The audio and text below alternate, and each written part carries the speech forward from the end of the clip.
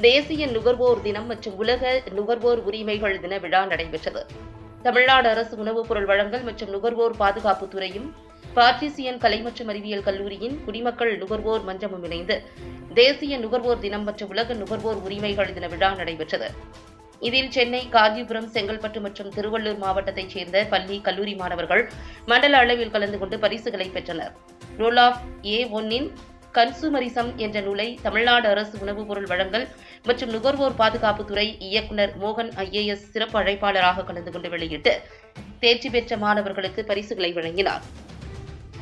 மேலும் இந்நிகழ்ச்சியில் இணை ஆணையர் திருமதி கலைவாணி, துணை ஆணையர் வடக்கு NR சுந்தர், துணை ஆணையர் தெற்கு பத்மசங்கர், கல்வி இயக்குநர் முனைவர் ஃபாத்திமா வசந்த், கல்லூரி முதல்வர் முனைவர் ஆரோக்கியமேரி கீதா ரூபஸ், ஆசிரிய ஒருங்கிணைப்பாளர் முனைவர் சசிகலா தலைமை வகித்தனர்.